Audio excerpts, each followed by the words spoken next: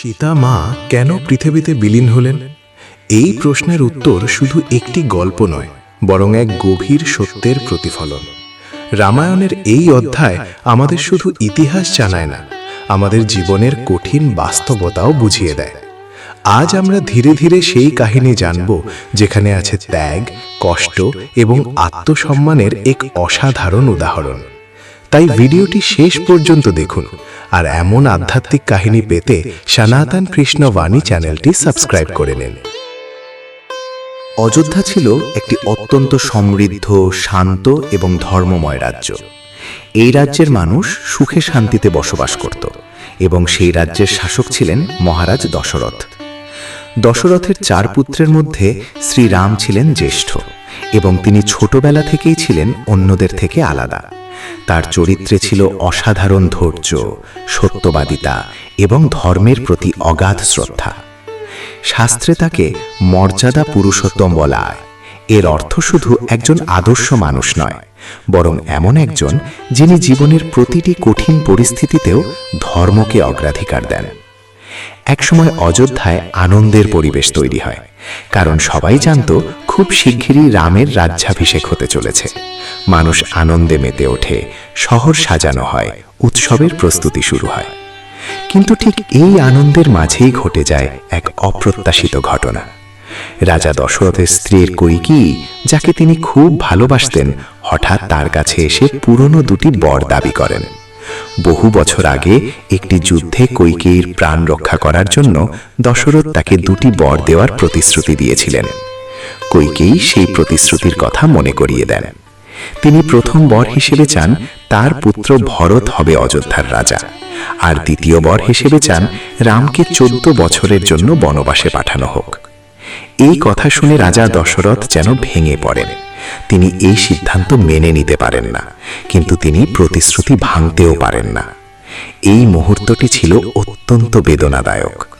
কিন্তু শ্রীরাম যখন এই কথা শোনেন, তখন তিনি একটুও বিচলিত হন না। তিনি খুব শান্তভাবে সবকিছু মেনে নেন। তিনি বলেন, একজন পুত্র হিসেবে পিতার কথা পালন করা তার কর্তব্য। তিনি কোনো অভিযোগ করেন না, কোনো প্রশ্ন করেন না। তিনি শুধু তার কর্তব্য পালন করেন। এখানে একটি গভীর শিক্ষা আছে। জীবনে এমন সময় আসতে পারে যখন সঠিক কাজটি করা খুব কঠিন হয়ে পড়ে, কিন্তু সত্যিকারের শক্তি হলো সেই কঠিন কাজটিই করা। রাম যখন বনবাসে যাওয়ার সিদ্ধান্ত নেন, তখন স্বাভাবিকভাবেই প্রশ্ন ওঠে, সীতা কি তার সাথে যাবেন নাকি অযোধ্যাতেই থাকবেন? সীতা তখন খুব সহজ কিন্তু গভীর কথা বলেন। তিনি বলেন, তিনি শুধু সুখের সময়ই রামের সঙ্গী নন, দুঃখের সময়ও তিনি তার পাশে থাকবেন। এই কথার মধ্যে ছিল সত্যিকারের ভালোবাসার প্রকাশ। তিনি কোনো দ্বিধা না করে রাজপ্রাসাদের সব আরাম আয়েশ ছেড়ে রামের সাথে বনবাসে যাওয়ার সিদ্ধান্ত নেন। লক্ষ্মণও তাদের সাথে যোগ দেন। 3 জন একসাথে বনবাসের জীবন শুরু করেন। বনবাসের জীবন সহজ ছিল না। সেখানে ছিল না কোনো রাজকীয় সুবিধা, ছিল না নিরাপত্তা, ছিল না আরাম। তারা প্রতিদিন নতুন নতুন চ্যালেঞ্জের মুখোমুখি হতেন। তবুও তারা একসাথে ছিলেন, এবং সেটাই ছিল তাদের সবচেয়ে বড় শক্তি। এই অংশ থেকে আমরা শিখতে পারি, জীবনে এমন একজন মানুষের উপস্থিতি খুব গুরুত্বপূর্ণ, যে সব পরিস্থিতিতে আমাদের পাশে থাকে।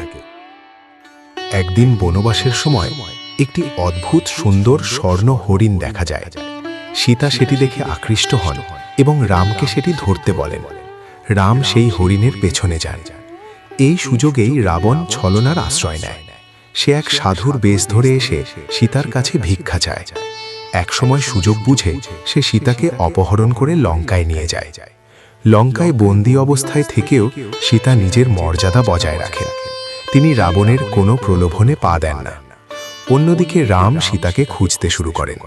তিনি হনুমানের সাহায্যে লঙ্কার অবস্থান জানতে পারেন। এরপর শুরু হয় এক ভয়ঙ্কর যুদ্ধ।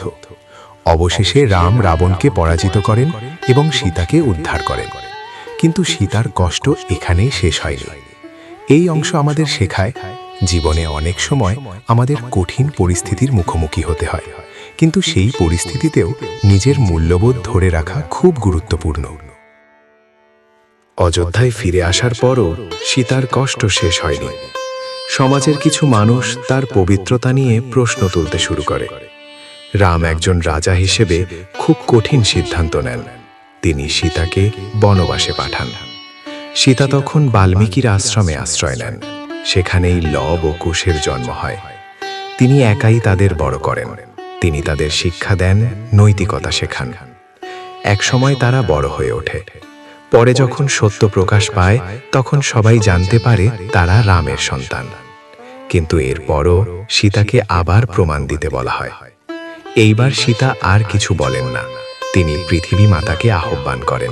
তিনি বলেন, যদি তিনি পবিত্র হন তবে পৃথিবী তাকে গ্রহণ করুক। এরপরেই পৃথিবী ফেটে যায় এবং সীতামা চিরতরে পৃথিবীতে বিলীন হয়ে যান। এই অংশ আমাদের শেখায় আত্মসম্মান মানুষের জীবনের সবচেয়ে গুরুত্বপূর্ণ বিষয়।